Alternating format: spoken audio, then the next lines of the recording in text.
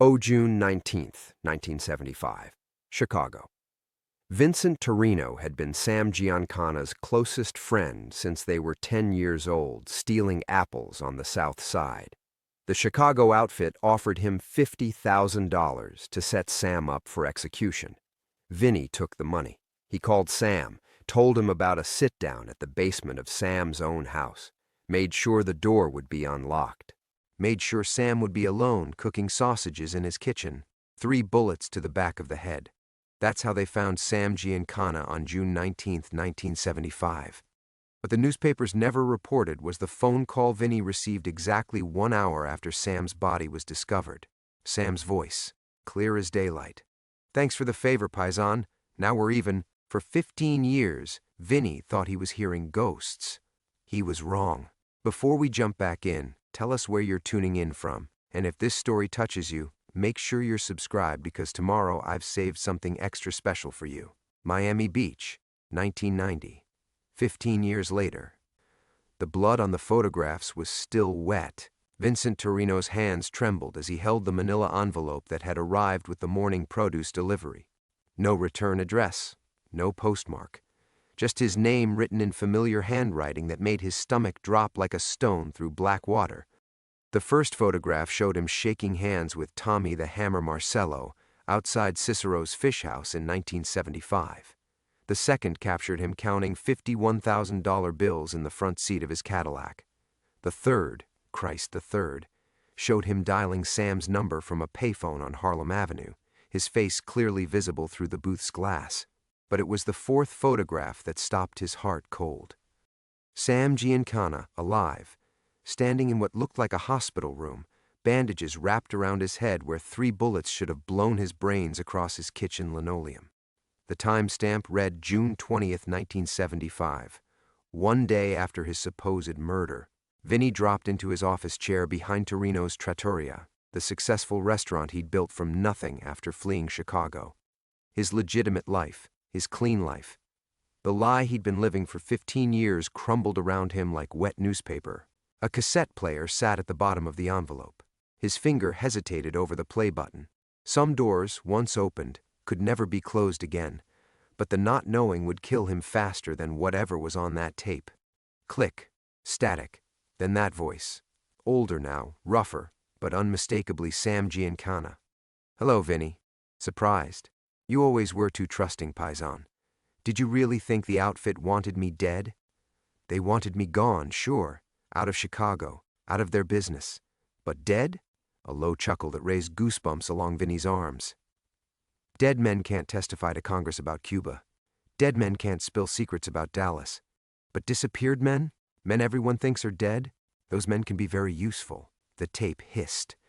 Vinny's mouth had gone desert dry. The blood was pig's blood, by the way. Hollywood makeup artist owed the outfit a favor.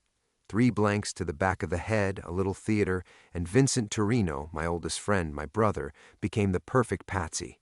The grieving friend who discovered the body, who could never be suspected because everyone knew how much he loved Sam Giancana. Vinny's coffee mug slipped from his numb fingers, shattering against the tile floor. The brown liquid spread like blood across the white grout. 15 years, Vinny. 15 years I've watched you build your little paradise in Miami. Watched you marry that pretty nurse, Elena. Watched you raise that beautiful daughter, Sophia. Such a talented girl. Graduated summa cum laude from University of Miami last month, didn't she? Journalism major, very impressive. Ice flooded Vinny's veins.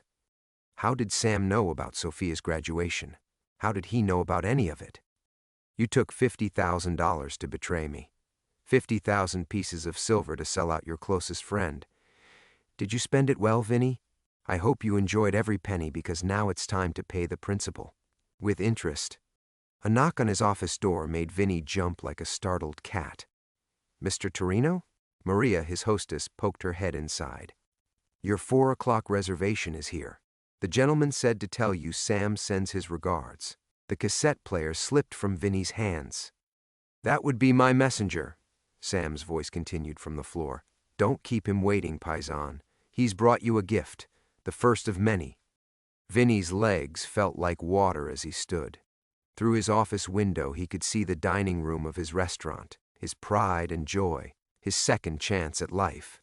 Couples shared intimate dinners, families celebrated birthdays, normal people living normal lives, blissfully unaware that a ghost from Chicago had just walked through their door. At table 12 sat a man Vinny recognized but hadn't seen in 15 years. Anthony Little Tony Bernardo, Sam's old enforcer, the man who should have pulled the trigger that night in 1975. Little Tony smiled and raised his wine glass in a mock toast. On the white tablecloth before him sat a small wrapped box, tied with a red ribbon that looked suspiciously like dried blood. Sam's voice crackled from the cassette player. "The dead don't forget, Vinny. And they never forgive. Welcome to the first day of the rest of your very short life." The tape clicked off, leaving only silence and the sound of Vinny's hammering heart. Outside his office, his restaurant hummed with life and laughter. His daughter would call tonight from her new apartment in Coral Gables, excited about her job interview at the Miami Herald. His wife would kiss him goodnight and ask about his day. How could he tell them that their ordinary world had just ended? That 15 years of running had only brought him full circle to this moment, this reckoning. How could he tell them that Vincent Torino, loving father, devoted husband, respectable businessman, had just died, and only Vinny the betrayer remained? For a moment that stretched like eternity, Vinny stood frozen behind his office door, watching little Tony through the window. The enforcer sat patient as a spider, occasionally sipping his Chianti while couples laughed at nearby tables. The contrast was obscene, death dining alongside innocence, separated only by white tablecloths and the fiction of Vinny's new life. His hand still shook as he straightened his tie, muscle memory from the old days when appearance meant survival. Vincent Torino, restaurant owner, wore Italian silk and gold cufflinks, but underneath the expensive fabric, Vinny the street enforcer's scars still marked his knuckles, his ribs, his soul. 15 years of playing house couldn't erase what he'd been, what he still was. The dining room air hit him like a wall of normalcy as he stepped out. Garlic and basil, fresh bread, the gentle clink of silverware against china. Mrs. Patterson from table 6 waved at him, her grandchildren's birthday cake half demolished. The Kowalski couple shared tiramisu, celebrating their anniversary. His customers, his friends, his cover. "Vincent," little Tony's voice carried just far enough. "Look at you, all respectable. The years have been kind." Vinny slid into the opposite chair, his back to the wall, another old habit that had never died. Up close, Tony looked older, grayer, but his eyes held the same cold intelligence that had made him Sam's favorite problem solver. Those eyes had watched men die, had probably killed a few himself. "Tony." Vinny's voice came out steadier than he felt. "Been a long time." "Not long enough, I'm guessing." Tony's smile revealed teeth that had been expensive to fix. "You've done well for yourself. Beautiful place. Beautiful family." The last word carried weight, a threat wrapped in silk. Elena still working night shifts at Mount Sinai? The blood drained from Vinny's face. "Leave them out of this." "Out of what?" Tony's expression remained innocent, but his fingers drummed against the tablecloth near the small box. "We're just old friends catching up, talking about the old neighborhood. Remember Mrs. Benedetto's bakery on Taylor Street? How we'd steal cannoli when we were kids? You, me, and Sam, the three musketeers." Memories flooded back unbidden. Summer afternoons playing stickball in the alley. Sam teaching him to shoot dice behind St. Anthony's. The three of them planning to rule Chicago someday, back when the future seemed bright and bloody loyalty meant something, before $50,000 taught him the price of his soul. "Sam wanted me to give you this." Tony pushed the box across the table. The red ribbon caught the candlelight like fresh blood, a token of appreciation, for old time's sake. Vinny stared at the package, afraid to touch it. Around them, normal life continued. A waiter taking orders, a child laughing at her father's joke, an elderly man reading the evening paper. They had no idea that 15 years of careful distance had just collapsed into nothing. "Go on," Tony urged. Sam picked it out special. With fingers that felt disconnected from his body, Vinny untied the ribbon. Inside the small box, nestled in black velvet, lay a St. Christopher medallion, tarnished silver on a broken chain. His throat tightened. He'd given this to Sam on his 18th birthday, back when they thought patron saints could protect them from the life they were choosing. Sam had been wearing it the night Vinny betrayed him. "He wanted you to have it back," Tony said softly, "since you two won't be traveling together anymore." The medallion felt ice cold against Vinny's palm. Saint Christopher, patron saint of travelers, of protection, of safe journeys. The irony tasted like copper pennies. "What does he want?" Vinny whispered. Tony leaned back, swirling his wine. "Want?" Sam's a patient man. He's had 15 years to think about what friendship means, what loyalty costs, what betrayal's worth.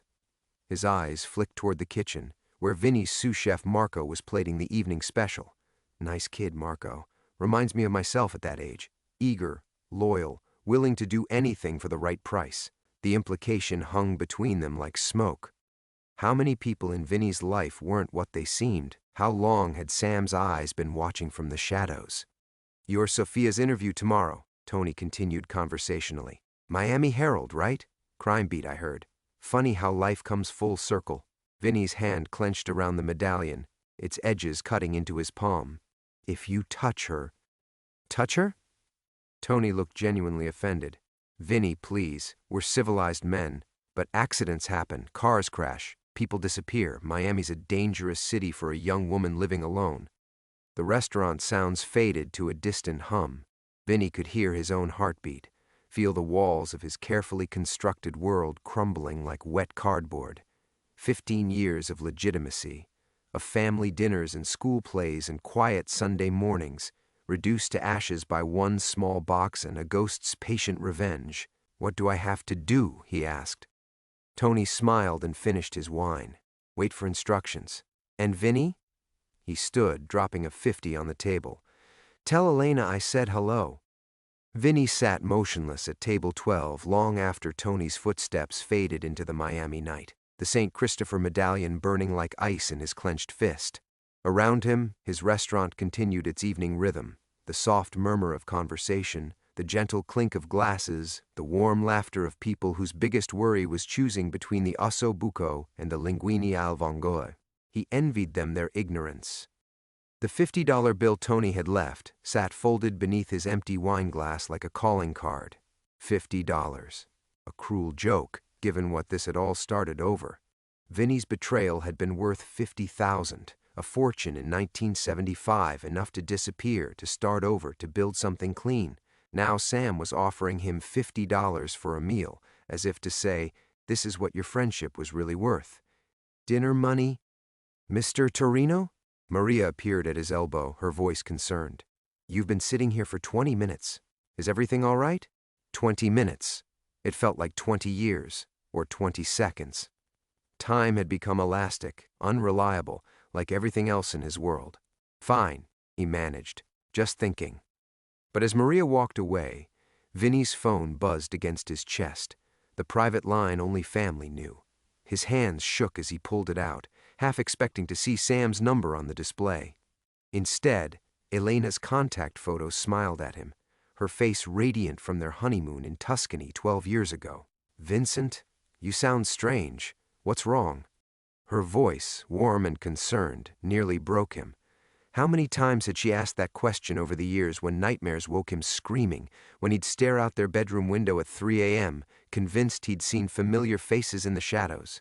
She'd married Vincent Torino, respected businessman, never knowing she'd taken Vinny the betrayer into her bed. "Nothing's wrong," he lied.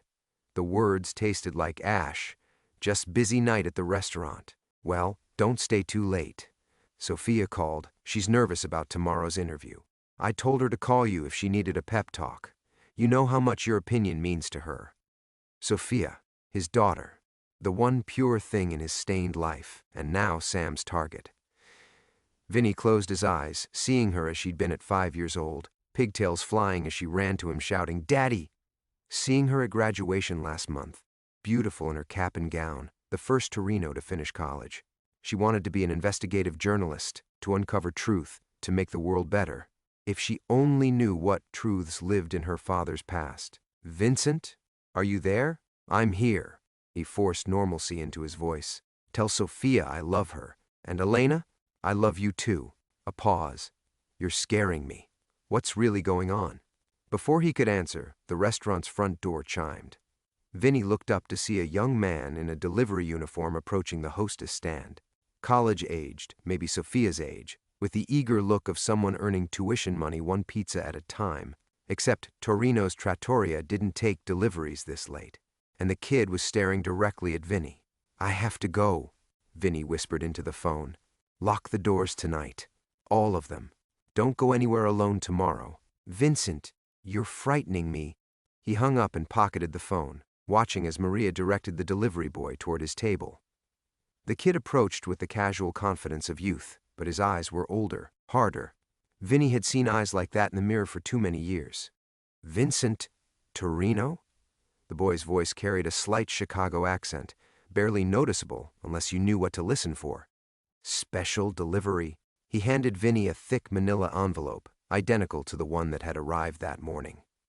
This time, however, the return address made Vinny's blood freeze.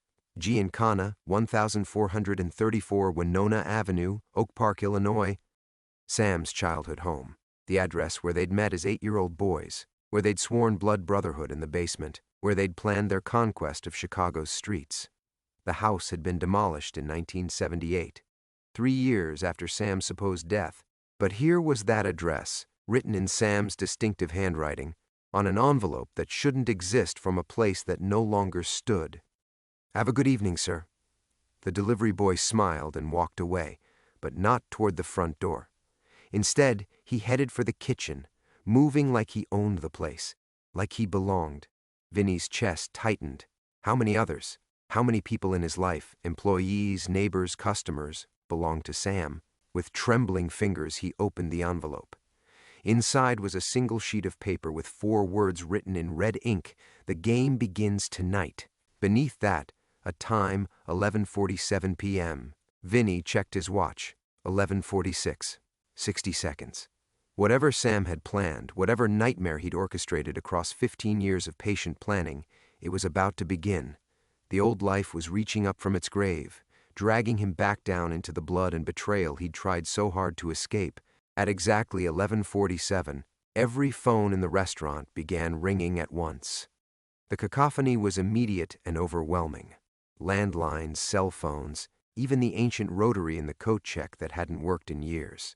The sound crashed over the dining room like a wave, drowning out conversation and sending diners looking around in confusion.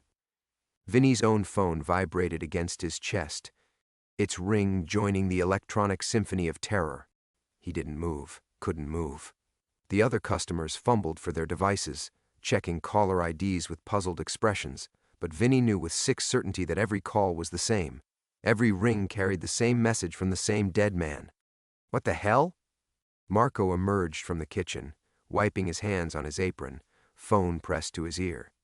"Some guy asking for Vincent Torino, says he's an old friend from Chicago." The blood in Vinny's veins turned to slush. Sam's reach extended even to his kitchen staff, people he'd hired himself, trusted, worked alongside for years. How long had they been reporting back? How many conversations had been overheard? How many family photos glimpsed? Mrs. Patterson answered her phone at table 6, then looked directly at Vinny with an expression of dawning fear. He wants to speak with Vincent Torino," she called across the dining room, her grandmother's voice suddenly frail. "He says to tell you that debts don't die with their collectors." The Kowalskis' anniversary celebration crumbled as they stared at their phone in horror. The birthday party fell silent. One by one, his customers, his friends, his neighbors, people who'd shared their lives with him for 15 years, began looking at him with something that hadn't been there before: recognition. Not of who he was, but of what he'd been. "Everyone hang up," Vinny said, his voice barely carrying over the noise. "Just hang up the phones." But they didn't. They couldn't. Sam's voice was magnetic, hypnotic, the same quality that had made him a natural leader in the old neighborhood. Vinny watched his carefully constructed world dissolve as person after person listened to whatever poison Sam was pouring into their ears. "He says you'll understand," called the young father from table 3, his daughter's birthday cake forgotten. "He says Chicago remembers." Vinny's phone went silent in his pocket, then immediately started ringing again. This time he answered, already knowing what he'd hear. "Hello, Paisan." Sam's voice, live now, speaking directly into his ear with the intimacy of confession. "Enjoying the show? What do you want?" Vinny whispered, turning away from the room full of staring faces. "Want? I want to watch you understand what isolation feels like. What it's like to have everything you love turn strange and dangerous. For 15 years I've been alone, Vinny, dead to the world because of your betrayal. Now it's your turn." Around him, the phones finally began falling silent, but the damage was done. His customers weren't looking at Vincent Torino anymore. They were looking at a stranger, someone whose past had just crashed through their suburban safety like a brick through glass. "Please," Vinny said, hating the desperation in his voice. "Whatever you want from me, fine, but leave them out of it. They don't know anything." "They know now." Sam's laughter was soft, almost fond. Did you see their faces change? The exact moment when Vincent Torino stopped being their friend and became something else? Something dangerous? Mrs. Patterson was gathering her grandchildren, ushering them toward the door with quick, frightened glances over her shoulder. The Kowalskis left their half-eaten tiramisu and anniversary roses on the table, whispering urgently as they headed for the exit. Within minutes, Vinny's restaurant, his pride, his proof of redemption, was emptying like water from a broken glass. "This is just the beginning," Sam continued. "Tomorrow, Elena will get a call at the hospital. Old patient records will surface, questioning her nursing credentials. Nothing proven, you understand, but enough to plant doubt, enough to make her coworkers whisper." Vinny's knuckles went white around the phone. "You bastard. And Sophia's interview? Well, the Miami Herald might receive some interesting information about her father's past. Amazing how thoroughly a background check can destroy a journalism career before it starts." The last customers filed out, leaving Vinny alone in his restaurant with only his staff he could no longer trust. Marco watched him from the kitchen doorway with new eyes. Maria stood frozen by the hostess stand, her usual warm smile replaced by careful neutrality. "You're wondering now," Sam said, "about everyone around you. Who's real, who's mine, who's been watching and reporting back. The beautiful thing about paranoia, Vinny, is that it feeds itself. Even the innocents start looking guilty when you need them to." The delivery boy emerged from the kitchen, no longer pretending to be anything other than what he was. He nodded once to Vinny and walked out the front door, his job complete. 15 years, Sam whispered. 15 years I've been building this moment, placing pieces on the board. Now you get to live in the maze I've made for you. The line went dead, leaving Vinny alone with the wreckage of his ordinary life. The dial tone echoed in the empty restaurant like a death knell. Vinny lowered the phone with mechanical precision, his hand trembling so violently he nearly dropped it. The silence felt unnatural after the cacophony of rings, pregnant with accusation, thick with the ghosts of conversations that had just shattered 15 years of careful construction. Marco still stood in the kitchen doorway, no longer the eager sous chef who'd worked double shifts to help Vinny through the busy season. His dark eyes held calculation now, weighing loyalty against whatever Sam had offered him. How long had he been watching, taking pictures of family photos on Vinny's desk, memorizing Elena's work schedule, reporting on Sophia's college graduation, her job interviews, her dreams? "Marco," Vinny said quietly, "how much did he pay you?" The young man's face crumpled, shame replacing the cold assessment.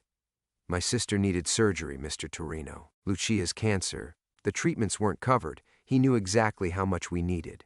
Marco's voice broke. "I never meant, I didn't know what he was planning." The worst part was that Vinny believed him. Sam had always been surgical in his manipulation, finding the exact pressure point that would make good people do terrible things. A sick sister, a gambling debt, a secret that couldn't see daylight. Everyone had something that could be leveraged, twisted, weaponized, just like $50,000 had weaponized Vinny's desperation in 1975. "Get out," Vinny whispered. "Mr. Torino, please." "Get out." The words exploded from somewhere deep in his chest, carrying decades of buried rage. Not just at Marco, but at himself, at the choices that had led to this moment, at the naive belief that he could ever truly escape what he'd been. Marco fled, leaving Vinny alone with Maria, who clutched a stack of unpaid checks like a shield. She was 63, a grandmother who'd worked for him since the restaurant opened. She'd taught Sophia how to fold napkins into swans, had held Elena's hand during the miscarriage they'd suffered 8 years ago, had become family in every way that mattered. Now she looked at him like he was a stranger. "The phones," she said carefully. "What they said about you, about Chicago. Is it true?" The question hung between them like a blade. Vinny could lie, had been lying for 15 years, but what was the point now? Sam had made sure the truth would come out piece by bloody piece. Better to control the narrative while he still could. Yes. The word felt like swallowing glass. Maria's face aged 10 years in an instant. The woman who'd hummed opera arias while arranging flowers for the tables, who'd made him soup when he had the flu, who'd been the mother he'd never really known. That woman was looking at him like he was poison. "Who were you?" she asked. Before this, before Vincent Torino, respectable businessman, before the restaurant, the marriage, the daughter who called him daddy and meant it, before he'd buried Vinny the enforcer so deep he'd almost believed the burial was real. "I was someone who hurt people for money," he said simply. "Someone who broke things that couldn't be fixed. Someone who chose $50,000 over a friend's life." The checks scattered from Maria's nerveless fingers, floating to the floor like autumn leaves. She backed toward the door, her hand fumbling for her purse, for keys, for anything that would get her away from this stranger wearing her boss's face. "Maria, wait." But she was gone, practically running into the Miami night, leaving him truly alone for the first time in 15 years. Vinny walked to the bar with unsteady steps and poured himself 3 fingers of Jameson, Sam's favorite whiskey, though he hadn't touched it since the night of the betrayal.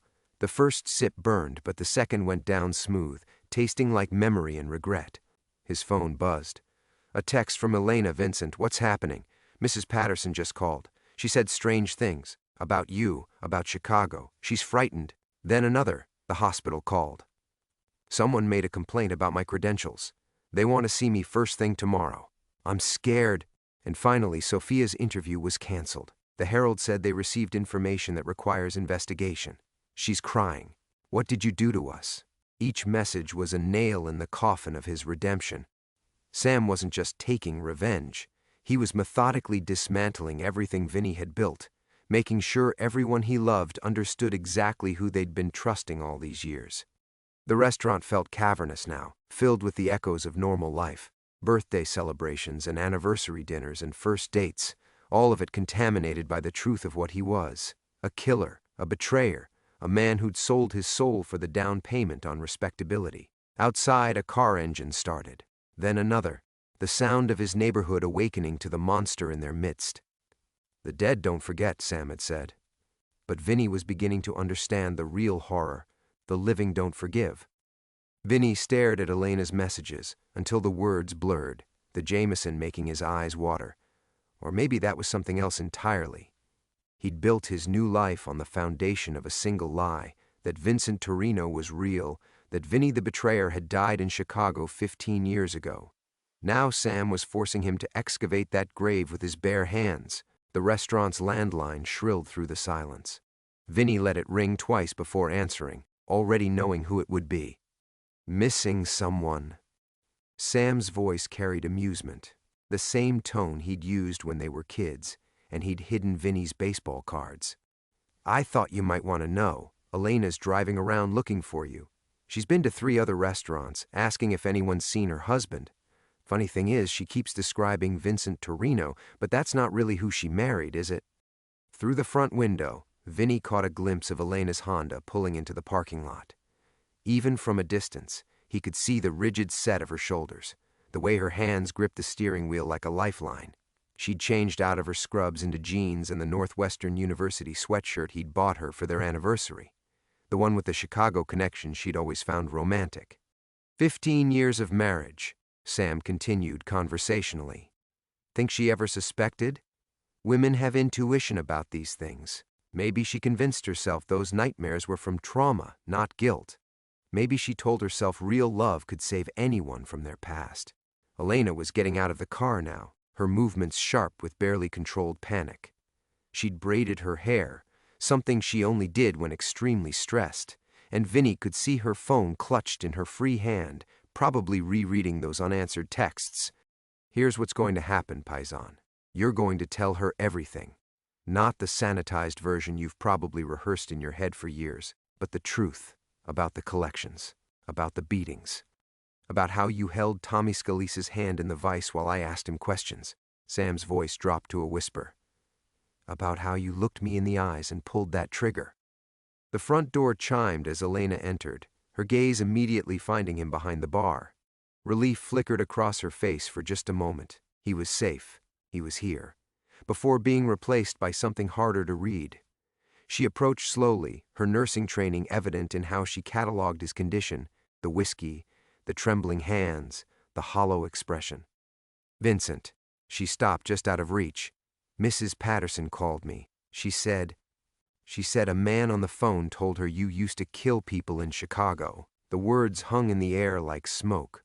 Vinny opened his mouth to deny it, to explain it away, to deploy one of the dozen cover stories he'd prepared over the years.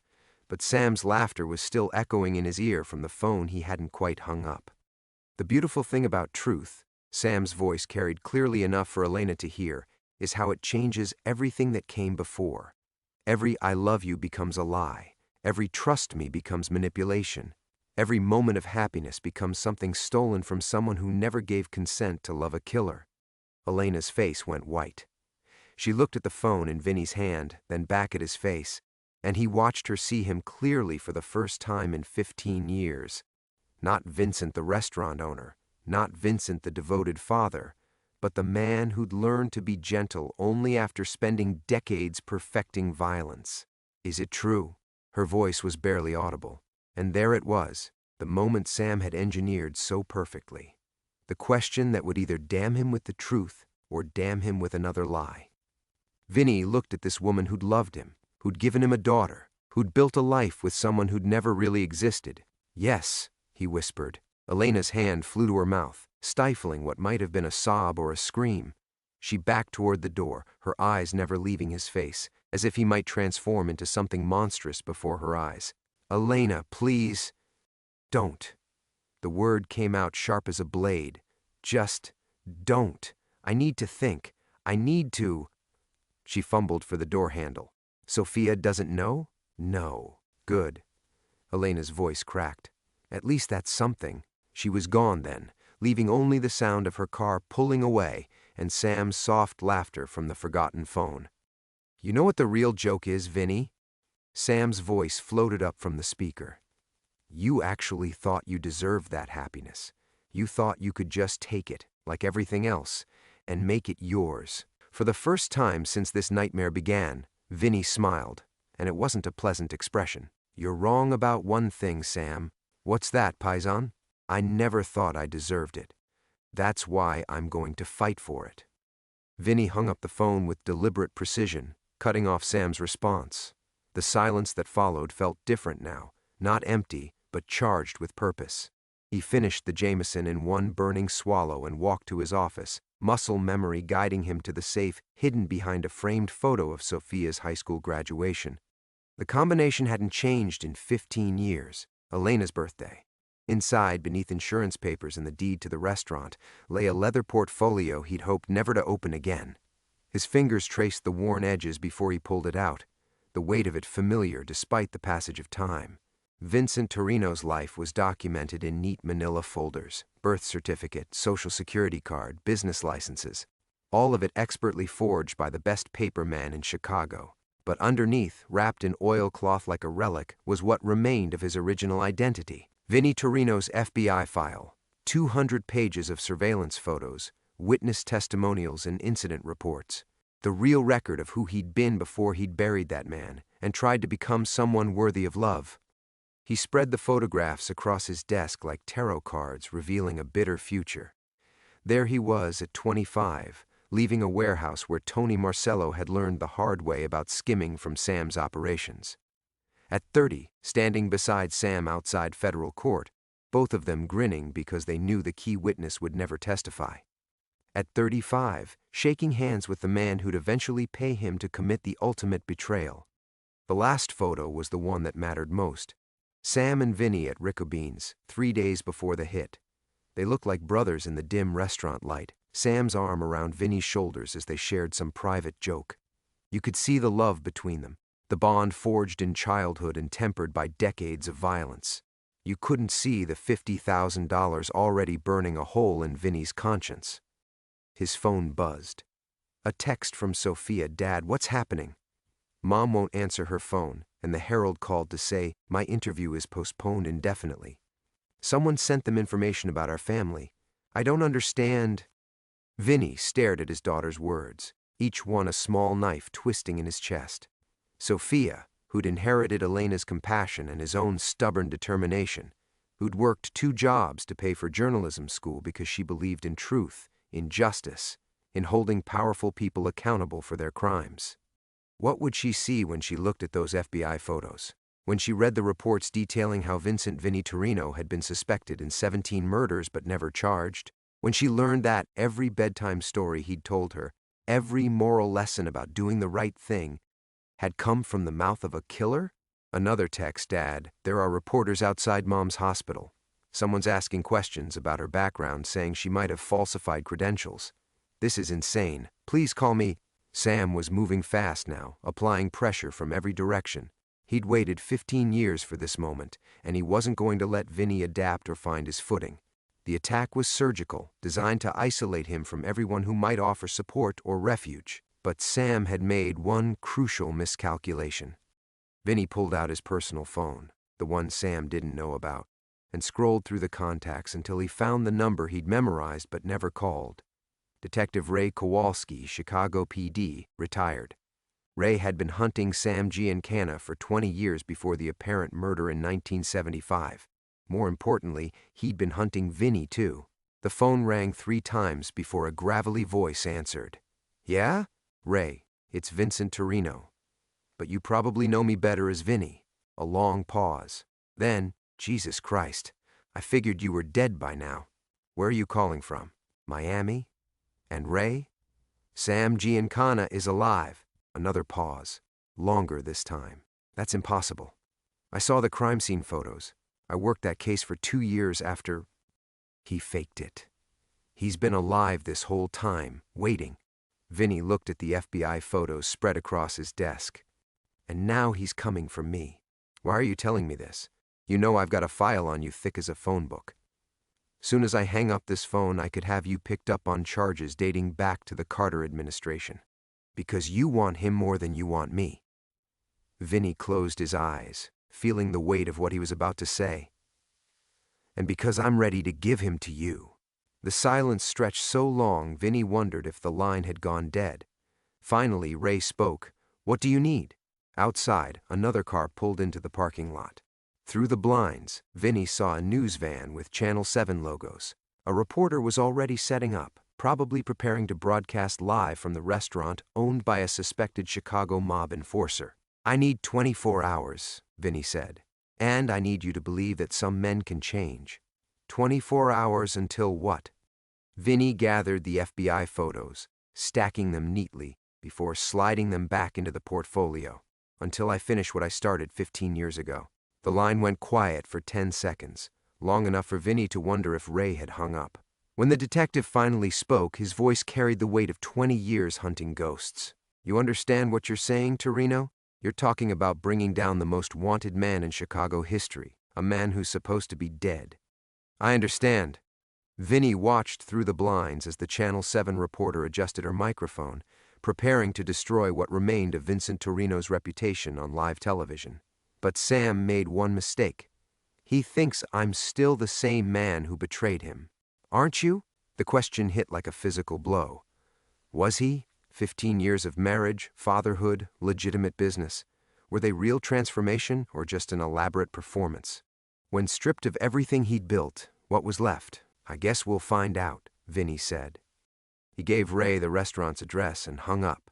Outside, the reporter was speaking into her microphone, probably explaining how Vincent Torino, respected Miami Beach businessman, was allegedly connected to Chicago organized crime. Soon there would be more vans, more cameras, more voices dissecting his carefully constructed life. His phone rang. Sam, of course. Beautiful work with the cop, Paisan. Ray Kowalski. Now there's a name from the old neighborhood. You remember what happened to the last guy who tried to flip on me? That's not what this is. Sam's laughter was genuinely delighted. No? What would you call it then? A reunion? A chance to finally clear the air between old friends? Vinny walked to the front window, studying the growing crowd outside. A second news van had arrived, and he could see neighbors gathering on the sidewalk, pointing and whispering. Mrs. Chen from the flower shop looked heartbroken. She'd trusted him with her grandson's birthday parties, her late husband's memorial dinner. You want to know what this is, Sam? This is me stopping you from hurting my daughter. Your daughter. The words dripped contempt. You mean the girl who thinks her father is some kind of hero? Who doesn't know Daddy used to break kneecaps for a living? Tell me, Vinny, what happens when she learns the truth about who she really is? The daughter of a killer, a betrayer. Think Northwestern will want her after that comes out? The truth hit Vinny like ice water. This wasn't just about revenge, it was about legacy. Sam wanted to destroy not just Vinny's life, but Sophia's future. He wanted the sins of the father to follow her forever, to poison every opportunity, every relationship, every chance at happiness. She's innocent, Vinny whispered. So was Francesca. The name stopped Vinny's heart. Francesca Giancana, Sam's younger sister, the one who died in the crossfire when the Torino crew hit the wrong warehouse in 1973. She'd been 22, a schoolteacher who'd never known about her brother's business.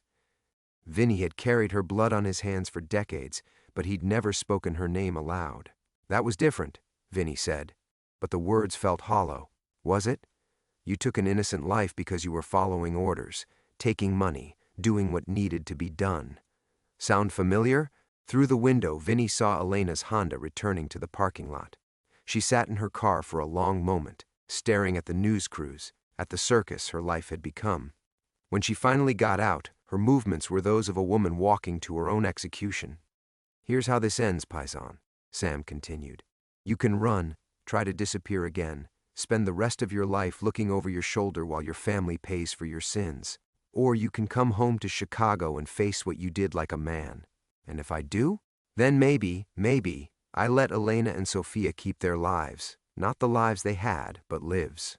They can change their names, move somewhere far away, try to forget they ever loved Vincent Torino. Elena was at the front door now, her key trembling in her hand. She looked older than her 53 years, aged by the weight of learning who she'd really married. When her eyes found his through the glass, Vinny saw not love, not even anger, but something worse, pity. 24 hours, Sam said. There's a Delta flight to O'Hare tomorrow night. Be on it, or I start sending pieces of your new life to the newspapers. Starting with those photos of Elena's medical school transcripts, the ones that might not hold up under close examination. The line went dead as Elena entered the restaurant. They stood facing each other across the dining room where they'd celebrated 15 anniversaries, where Sophia had blown out birthday candles, where they'd built a life on the foundation of a lie. Vincent, Elena said, and even his name sounded different in her mouth now. We need to talk. But Vinny was already reaching for his coat. There was only one conversation that mattered now, and it wasn't with Elena. It was time to face Sam Giancana. 3 months later, Vinny sat in the same booth at Ricobene's, where it had all begun 47 years earlier. The restaurant looked smaller than he remembered, shabbier, like a movie set viewed in daylight. The federal agents had cleared out weeks ago, taking their surveillance equipment and leaving behind only the ghost of what this place had once been. Sam was dead this time. Really dead. The heart attack had claimed him in his federal holding cell just days before the trial was set to begin. Vinny had identified the body personally, staring down at the face that had haunted his dreams for decades. In death, Sam looked smaller too, just an old man who'd spent 15 years nurturing hatred until it consumed everything else. The envelope from Elena had arrived that morning, forwarded from the restaurant that was no longer his. Her handwriting was careful, controlled, the penmanship of someone who'd thought very hard about every word. Vincent, the divorce papers are final. I've enclosed your copy. Sophia and I have moved to Portland. She's starting over at Oregon Health and Science University. She asked me to tell you she understands why you did what you did, both then and now. She's proud of you for finally telling the truth, even though it cost you everything. I can't forgive what you were, but I can respect what you became. For 15 years, you were a good husband and father. That wasn't a lie, even if everything else was. Don't try to find us. We need to build something new, something that's ours. Elena. P.S. Mrs. Chen says the restaurant has been sold to a young couple from Cuba. They're keeping the name. Vinny folded the letter carefully and slipped it into his jacket pocket next to the other letter, the one from Detective Kowalski, thanking him for his cooperation and informing him that, due to his testimony and the statute of limitations, no charges would be filed. He was free to go anywhere, be anyone he wanted. The irony wasn't lost on him. The waitress approached with coffee he hadn't ordered. She was young, maybe Sophia's age, with kind eyes that reminded him of Elena when they'd first met. "You okay, hun? You look like you've seen a ghost." "Something like that," Vinny said. He thought about the Chicago Tribune article he'd read that morning, buried on page 6 of the Metro section. Mob turncoat helps feds close cold cases. His name had been mentioned only as a former associate who provided crucial testimony. Vincent Torino, the restaurant owner, had made the front page for a week. Vinny Torino, the killer, was barely a footnote. Outside the window, Chicago moved on without him. The tourists taking mob history tours would never know that one of the last surviving members of Sam Giancana's crew had just finished his coffee at table 12. The city had spawned him, shaped him, destroyed him, and forgotten him in the span of a single season. His phone buzzed. A text from an unknown number. "Dad? It's Sophia. Mom doesn't know I'm reaching out. I'm getting married next spring. I know you can't be there, but I wanted you to know his name is David. He's a pediatric resident. You'd like him. He fixes things too, just different things. I love you." Vinny stared at the message for a long time before typing back, "Congratulations, sweetheart. Be happy." That's all I ever wanted. The response came immediately. "I know." He paid for his coffee and walked out into the Chicago afternoon. The October air carried the promise of winter, that familiar bite that had marked the seasons of his childhood.